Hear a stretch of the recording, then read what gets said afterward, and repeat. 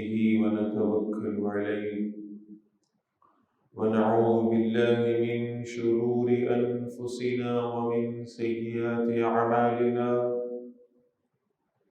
من يهده الله فلا مضل له ومن يضلله فلا هادي له ونشهد أن لا إله إلا الله وحده لا شريك له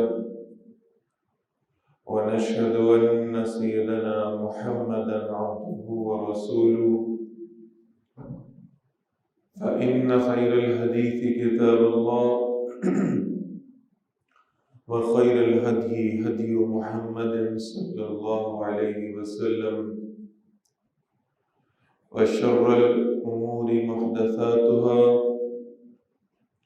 وكل محدثة بدعة وكل بدعة ضلالة وكل ضلالة في النار أو كما قال صلى الله تعالى عليه وسلم. أما بعد فقد قال الله تبارك وتعالى: أعوذ بالله من الشيطان الرجيم. بسم الله الرحمن الرحيم.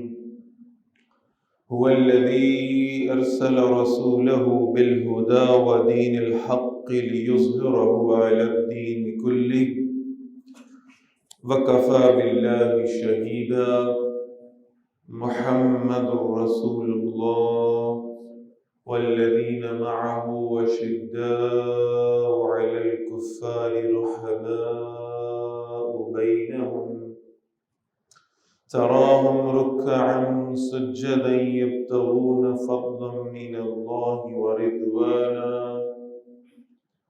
سيماهم في وجوههم من أثر السجود ذلك مثلهم في التوراة ومثلهم في الإنجيل كزرع أخرج شطعه فآزره فاستغلظ فاستوى على سوقه يعجب الزراء ليغيظ بهم الكفار. وعد الله الذين آمنوا وعملوا الصالحات منهم مغفرة وأجرا عظيما. وقال النبي صلى الله عليه وسلم: الله الله في أصحابي لا تتخذوهم غرضا من بعدي فمن أحبهم فبحبي أحبهم ومن أبغضهم فببغضي أبغضهم. وقال النبي صلى الله عليه وسلم: أرحم أمتي بأمتي أبو بكر وأشدهم في أمر الله عمر وأصدقهم حياء عثمان وأقضاهم علي رضي الله تعالى عنهم أجمعين. وقال النبي صلى الله عليه وسلم: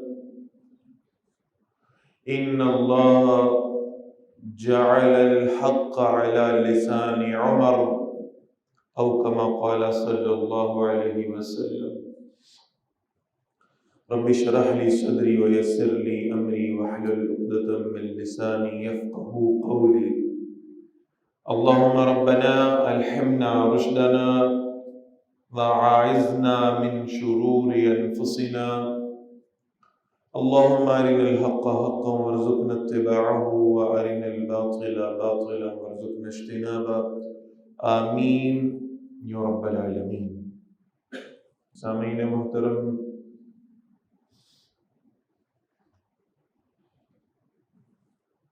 نئے اسلامی سال کا آغاز ہونے جا رہا ہے اور اب اس میں کچھ چند ساعتیں باقی ہیں. اس نئے سال کا جو آغاز ہے یہ بڑی عظیم الشان دو شہادتوں سے ہوتا ہے.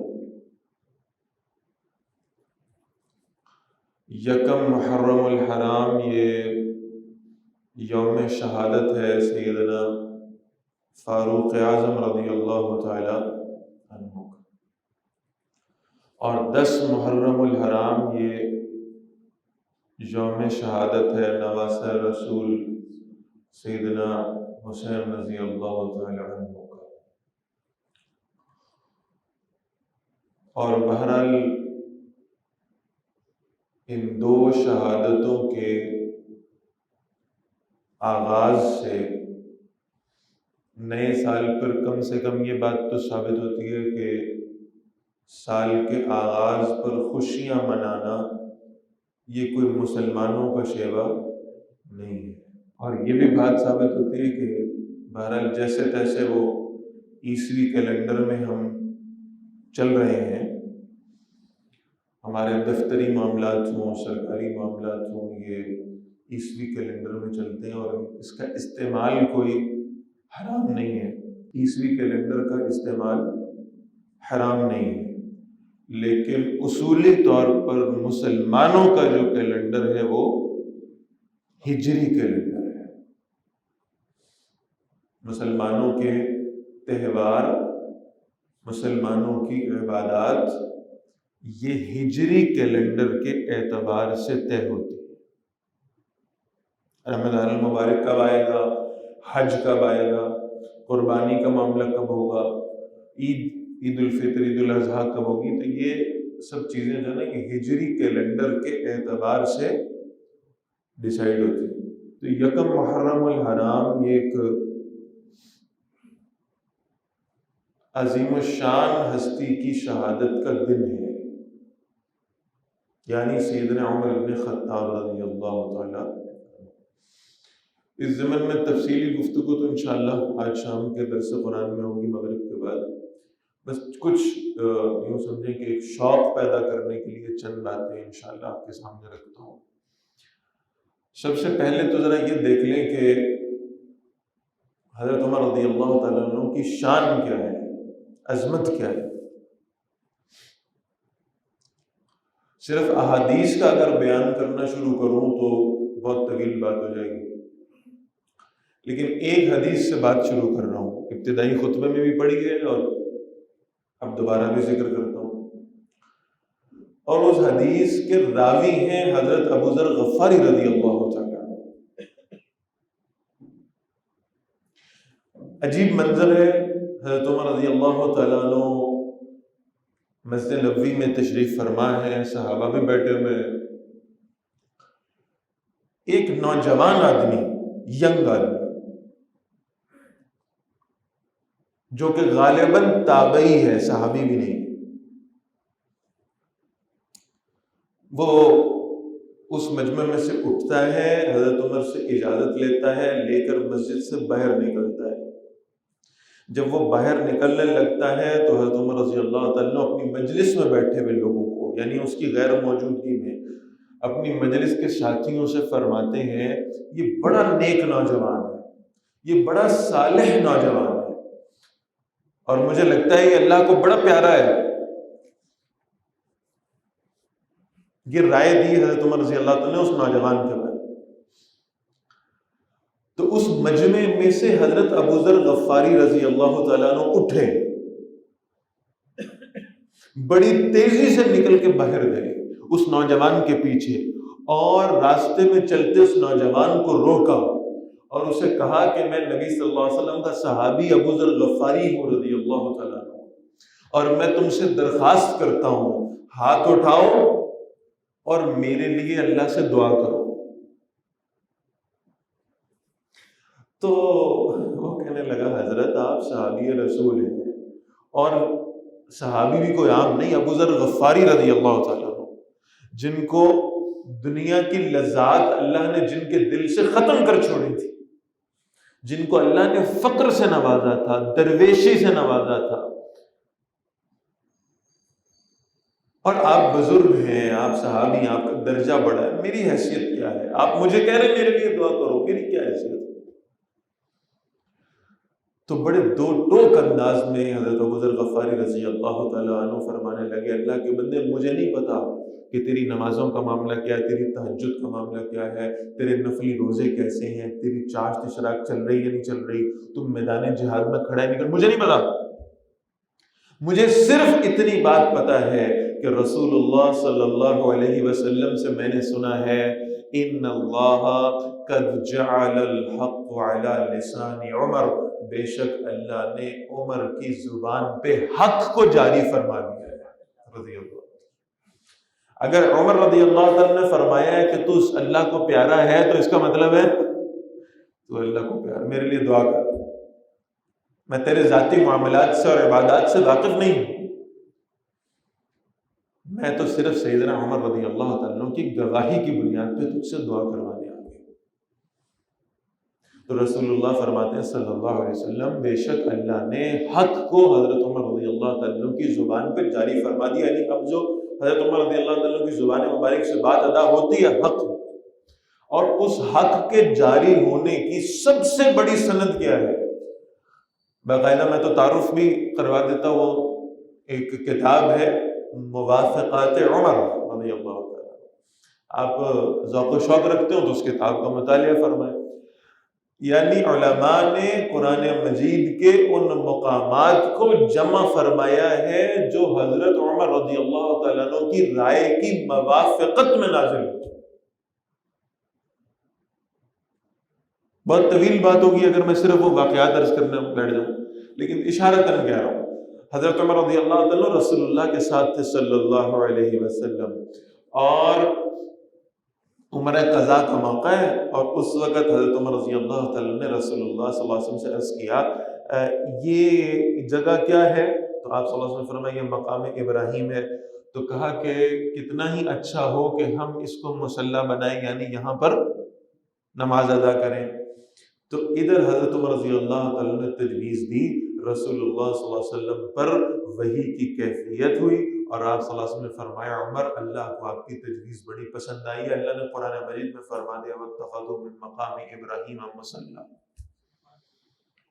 مقام ابراہیم کو اپنی نماز کی جگہ بنا۔ پھر سب سے معروف واقعہ اور جو حضرت عمر رضی اللہ تعالیٰ کی موافقت میں نازل ہوا وہ واقعہ افک ہے، تفصیل کا وقت نہیں ہے۔ سیدہ عائشہ رضی اللہ تعالیٰ عنہ پر تہمت لگی، اور تہمت لگانے والے عبداللہ بن ابی اور اس کے ساتھی تھے، اور وہ جو بہتان تھا، وہ جو الزام تھا، وہ پھیلتا گیا، اور پھیلتا پھیلتا مدینہ میں زبان زد عام ہو گیا، لوگ اس پہ گفتگویں کرنے لگے، مجالس میں بیٹھ کے اس پر بات ہونے لگی۔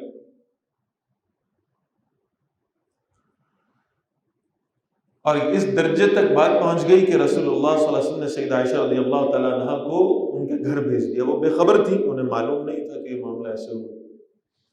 اور پھر رسول اللہ صلی اللہ علیہ وسلم نے اپنے کچھ بہت معتمد اہل ساتھیوں کو بلایا اور ان سے کہا کہ آپ مجھے مشورہ دیں کہ عائشہ کے معاملے میں مجھے کیا کرنا چاہیے رضی اللہ تعالیٰ عنہ۔ اور مشورہ لیا حضرت عمر رضی اللہ تعالیٰ عنہ سے،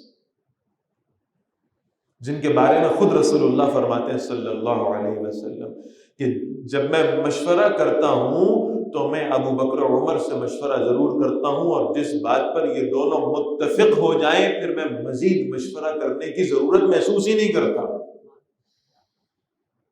اور یہ بھی رسول اللہ نے فرمایا صلی اللہ علیہ وسلم ہر نبی کے لیے 2 وزیر ہوا کرتے ہیں، میرے لیے 2 وزیر آسمان میں ہیں، 2 وزیر زمین، وزیران من السماء جبریل و میکال و وزیران من الارض ابا بکر و عمر۔ فرمایا میرے وزیر 2 آسمانوں میں ہیں، جبرائیل اور میکائیل، اور میرے 2 وزیر زمین پر ہیں، ابو بکر و عمر رضی اللہ تعالیٰ عنہ۔ تو میں جب ان سے مشورہ کر لیتا ہوں تو پھر اور یہ متفق ہو جاتے ہیں تو میں کسی اور سے مشورہ کرنے کی ضرورت محسوس نہیں کرتا۔ تو حضرت عمر رضی اللہ تعالیٰ سے مشورہ کیا، اور کیا خوبصورت رائے دی ہے سیدنا عمر رضی اللہ تعالیٰ نے کہ اللہ کے رسول صلی اللہ علیہ وسلم آپ پہلے ہمارے ایک سوال کا جواب دے دیں، ہم آپ کو رائے دے دیں گے کہ آپ کو حضرت عائشہ کے بارے میں کیا فیصلہ کرنا چاہیے، آپ ایک سوال کا جواب دیں۔ یہ حضرت عائشہ رضی اللہ تعالیٰ عنہ سے نکاح آپ نے اپنی رائے پر کیا تھا یا اللہ کی رائے پہ کیا تھا؟ آپ کا اپنا فیصلہ تھا یا اللہ کا فیصلہ تھا؟ تو رسول اللہ صلی اللہ علیہ وسلم نے فرمایا نہیں، میرا فیصلہ نہیں تھا، میں تو سو رہا تھا، آرام فرما رہا تھا، اور مجھے نیند سے اٹھایا گیا اور میں نے دیکھا جبرائیل علیہ السلام تھے اور ان کے ساتھ ایک گھونگھٹ والی خاتون کی شبیہ کو دکھائی جا رہی تھی، اور مجھے جبرائیل علیہ السلام نے کہا اللہ نے اس عورت کے ساتھ آپ کا نکاح طے فرما دیا ہے۔ تو جب میں نے دیکھا تو وہ خاتون حضرت عائشہ تھی رضی اللہ تعالی عنہا۔ تو میں نے اپنی مرضی سے نہیں کیا، اللہ کی مرضی سے کیا ہے۔ تو حضرت عمر رضی اللہ تعالیٰ نے فرمایا اے اللہ کے رسول صلی اللہ علیہ وسلم، اللہ کبھی آپ کو کوئی گندی اور خبیث شے نہیں دے سکتا۔ اللہ اپنے نبی کے لیے کبھی کوئی بری شے پسند نہیں فرما سکتا۔ اللہ نے آپ کو جو دیا ہے نا، بہترین دیا ہے۔ تو اگر اللہ تعالیٰ نے حضرت عائشہ رضی اللہ تعالیٰ عنہ سے آپ کا نکاح طے فرمایا ہے تو مجھے حضرت عائشہ رضی اللہ تعالیٰ عنہ کے تقدس اور ان کی حرمت میں کوئی شک نہیں ہے۔ اور پھر ساتھ ہی روایت میں الفاظ موجود ہیں کہ حضرت عمر رضی اللہ تعالیٰ نے فرمایا سبحانک ھذا بہتان عظیم، اے اللہ آپ پاک ہیں، اے اللہ آپ پاک ہیں، اور یہ بہت بڑا بہتان ہے جو سیدہ عائشہ پہ لگایا گیا رضی اللہ تعالیٰ عنہ۔ اللہ تعالیٰ نے اس وقت وحی نازل کی، سورہ نور کی 11 آیتیں اتری، اور اللہ تعالیٰ نے فرمایا مسلمانوں تم سب کو بھی وہی کہنا چاہیے تھا جو یہ کہہ رہا تھا، جو بات عمر نے کی تھی رضی اللہ تعالیٰ عنہ، تم سب کو بھی یہی بات کہنی چاہیے تھی۔ اور پھر کیا بات کہنی چاہیے تھی؟ پوری بات کو ایز اٹ از، ایک شوشے کے فرق کے بغیر اللہ نے ریپیٹ کیا ہے۔ حضرت عمر نے کہا تھا سبحانک، یا اللہ آپ پاک ہے، اور یہ بہت بڑا بہتان ہے۔ اللہ نے یہ نہیں فرمایا میں پاک ہوں اور یہ بہتان ہے۔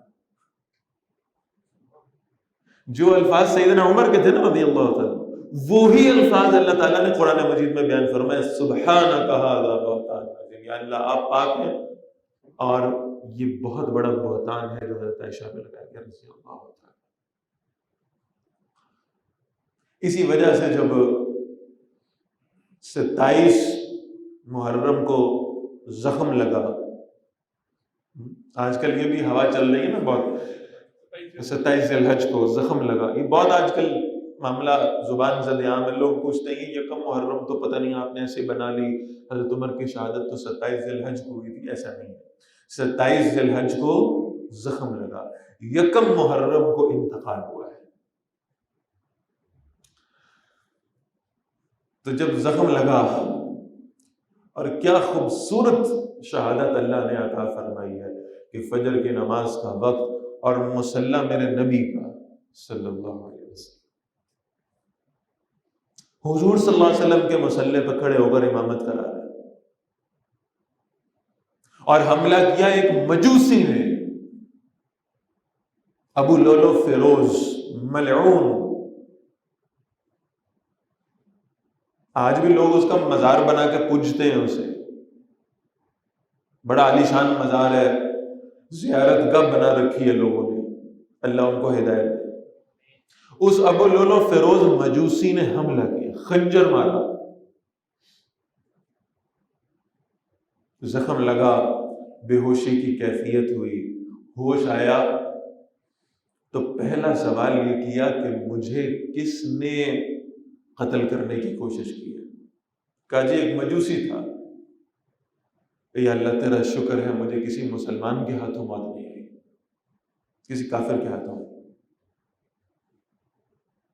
عبداللہ بن عمر رضی اللہ تعالیٰ نے حکیم کو بلایا،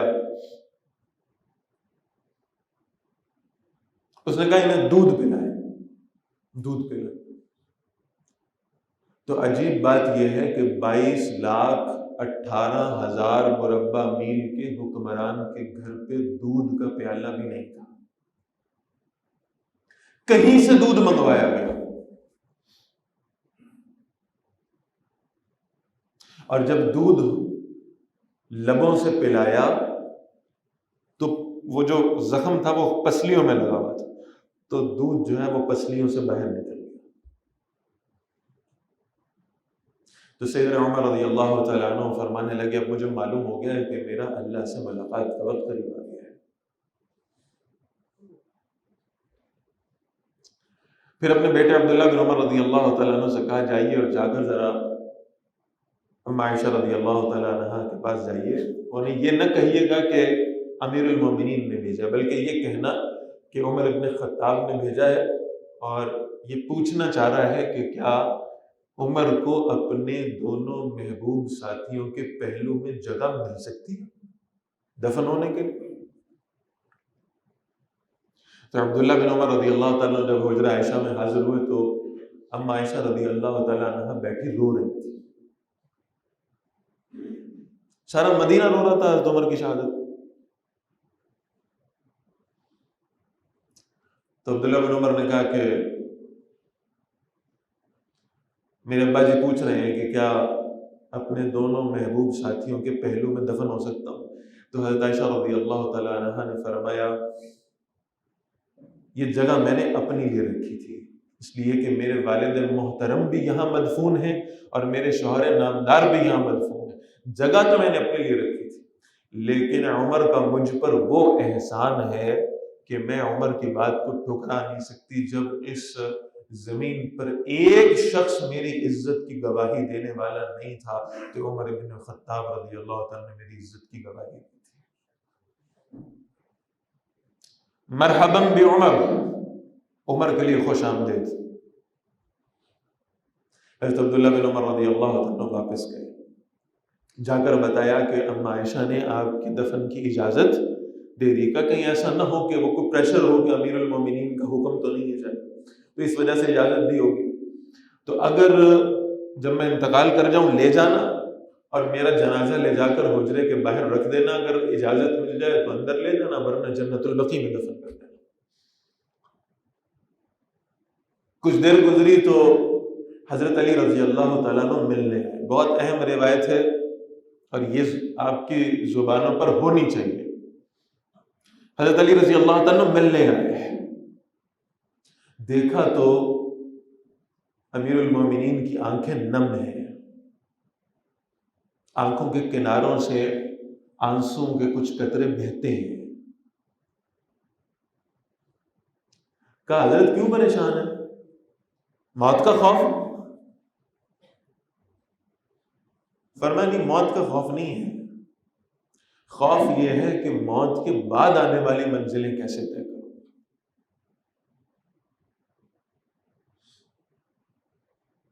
تو حضرت علی رضی اللہ تعالیٰ عنہ عرض کرنے لگے امیر المومنین، میں اس بات کا گواہ ہوں کہ رسول اللہ صلی اللہ علیہ وسلم نے فرمایا لو کان بعدی نبی لکان عمر، میرے بعد کوئی نبی ہوتا تو عمر ہوتا، اور میں اس بات کا گواہ ہوں کہ رسول اللہ صلی اللہ علیہ وسلم نے آپ کی قیامت اور آخرت کے بارے میں سب کچھ تفصیلاً بتا چھوڑا ہے۔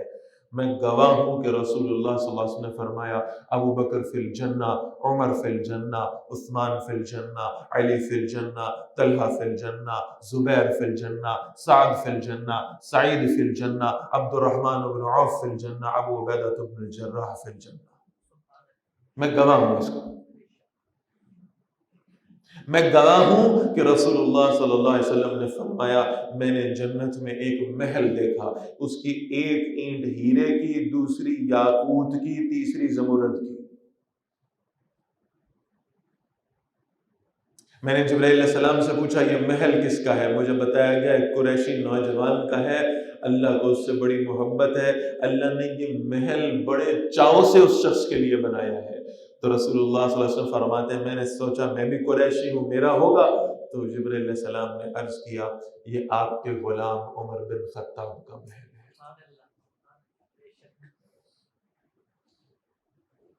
اور جب رسول اللہ صلی اللہ علیہ وسلم کی روایت سنا رہے تھے تو حضرت عمر سامنے بیٹھے،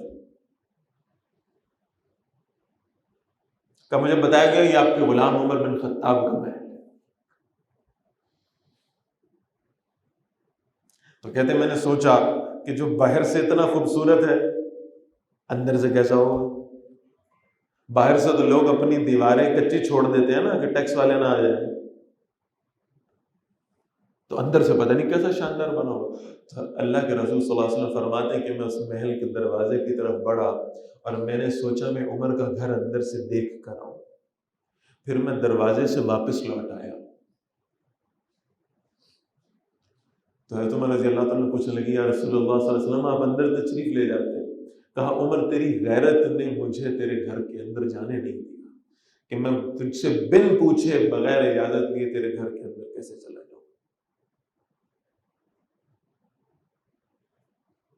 تو حضرت علی رضی اللہ تعالیٰ عنہ فرمانے لگے میں گواہ ہوں اس بات کا کہ اللہ کے رسول صلی اللہ علیہ وسلم نے فرمایا کہ یعنی یہ جو ساتھ ہے نا دو، ایک حسن ہے اور ایک حسین رضی اللہ تعالیٰ عنہ. حضرت علی رضی اللہ تعالیٰ عنہ فرمانے لگے میں گواہ ہوں رسول اللہ صلی اللہ علیہ وسلم نے فرمایا الحسن والحسین سیدہ شباب اہل الجنہ.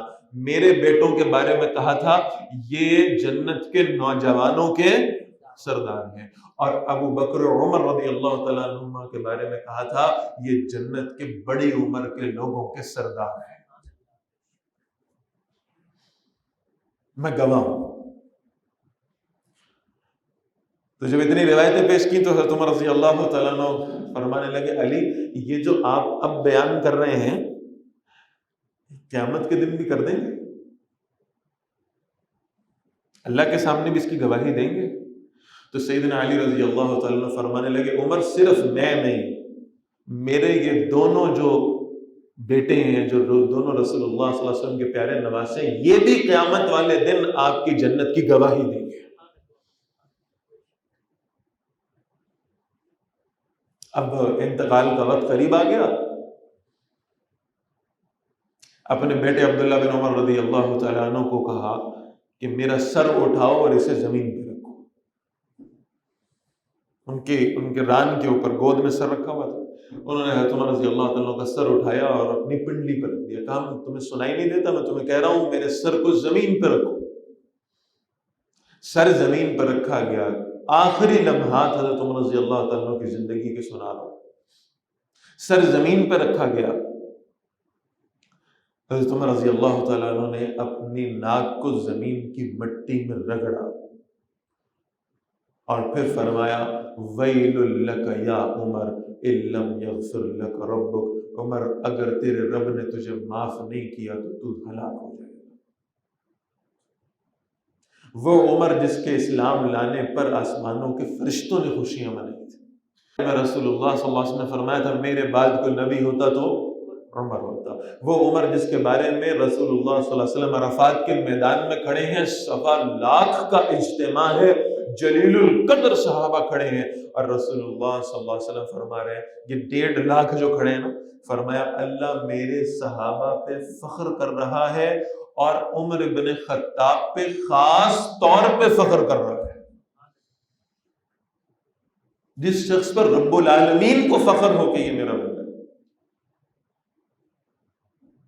اس کے قرب موت کے معاملات اور کیفیات یہ ہیں کہ وہ یہ کہہ رہا ہے کہ عمر تو ہلاک ہو جائے گا اگر تیرے رب نے تجھے معاف نہیں کیے. یہ ہے موت کا خوف. جنہیں جنت کی ضمانتیں تھیں، جنہیں جنت کی بشارتیں تھیں، جن کا نام لے کر رسول اللہ صلی اللہ علیہ وسلم نے جنت کی بشارت دی تھی، ان کا حال یہ ہے کہ وہ اللہ کے حضور پیش ہونے سے ایسے خوف زدہ ہے. جیسے روح جسم سے جدا ہوئی، ابھی گھر کے لوگ قریب ہیں، ابھی حضرت علی رضی اللہ تعالیٰ آ چکے ہیں، حضرت حسن آ چکے ہیں رضی اللہ تعالیٰ اور قریبی لوگ ہیں. ابھی بات مدینے کی گلیوں میں بھی نہیں پھیلی، ابھی مسجد نبوی میں کسی فوتیدگی کا اعلان بھی نہیں ہوا. ایک شخص مدینہ کے باہر سے دوڑتا ہوا سیدھا مسجد نبوی میں داخل ہوا اور کہنے لگا حضرت عمر کا انتقال ہو گیا. پوچھنے والوں نے پوچھا ابھی تو اطلاع ہمیں بھی نہ ملی، تجھے مدینہ کے باہر ہوتے ہوئے اطلاع کیسے مل گئی؟ کہا میں بکریوں کو چرانے والا ہوں، میں اپنی بکریوں کو چرنے کے لیے آزاد چھوڑ دیا کرتا تھا، کسی جنگلی درندے کی ہمت نہیں ہوتی تھی عمر کے دور حکومت میں میری بکریوں کو تکلیف پہنچا سکے۔ آج ایک شیر میری بکری کھا گیا، مجھے پتہ لگ گیا عمر دنیا سے رخصت ہو گیا۔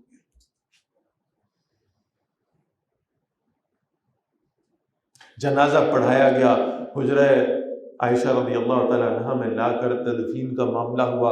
عبداللہ بن عمر رضی اللہ تعالیٰ عنہ کہہ رہے ہیں کہ ہم نے میت کو قبر میں اتارا اور قبر کو ہم بند کر رہے ہیں اور مٹی ڈال رہے ہیں، تو عبداللہ بن عمر رضی اللہ تعالیٰ عنہ جو بیٹے ہیں کہتے ہیں میرے کندھے پر پیچھے سے کسی نے ہاتھ رکھا اور مجھے کہا اللہ کی قسم مجھے پتا تھا کہ یہی دفن ہوگا، اللہ کی قسم مجھے پتا تھا کہ یہی دفن ہوگا۔ تو عبداللہ بن عمر رضی اللہ تعالیٰ فرماتے ہیں میں نے پیچھے مڑ کر دیکھا تو کہنے والے سیدنا علی رضی اللہ تعالیٰ، اللہ کی قسم مجھے پتا تھا یہ یہی دفن ہوگا، اس لیے کہ میں نے ایک مرتبہ نہیں 20 مرتبہ رسول اللہ صلی اللہ علیہ وسلم سے یہ سنا ہے، میں اور ابو بکر و عمر ایسے ہاتھوں میں ہاتھ ڈال کر قیامت کے دن اٹھیں گے اور ایسے ہی ہاتھوں میں ہاتھ ڈال کے جنت میں چلے جائیں گے انشاءاللہ۔ یہ ہیں سیدنا عمر فاروق رضی اللہ تعالیٰ عنہ۔ یکم محرم الحرام ان کی مظلومانہ شہادت کا دن ہے۔ اللہ تعالیٰ ہمیں ان سے محبت کرنے کی توفیق عطا فرمائے۔ میں بہت کیٹیگوریکلی ایک جملہ بول کے اپنی گفتگو ختم کر رہا ہوں۔ اللہ کے رسول فرماتے ہیں صلی اللہ علیہ وسلم تم اللہ سے ڈرتے رہنا میرے صحابہ کے بارے میں، اور میرے بعد انہیں اپنی عدالتوں میں تنقید کا نشانہ نہ بنا دینا۔ جو کوئی رسول اللہ سے محبت رکھتا ہوگا لازماً آپ صلی اللہ علیہ وسلم کے صحابہ سے محبت رکھتا ہوگا، اور جو کوئی صحابہ سے بغض رکھتا ہوگا تو گویا رسول اللہ سے بغض رکھتا ہوگا صلی اللہ علیہ وسلم۔ من احبہم فبحبی احبہم ومن ابغضہم فببغضی ابغضہم۔ تو ہماری عبادتیں، ہماری ریاضتیں، ہماری مشقتیں، ہمارے صدقات و خیرات اگر اپنی انتہاؤں کو پہنچ جائیں، لیکن اگر خدا نہ خواستہ ہمیں موت اس حالت میں آئی کہ کسی ایک صحابی کا بغض ہمارے دل میں ہوا، خدا نہ خواستہ خدا نہ خواستہ خدا نہ خواستہ، تو سیدھے جہنم میں جائیں گے۔ اللہ ہمیں صحابہ سے محبت کرنے کی توفیق نصیب فرمائے۔ اقول قولی ھذا واستغفر اللہ لی ولکم ولسائر المسلمین والمسلمات۔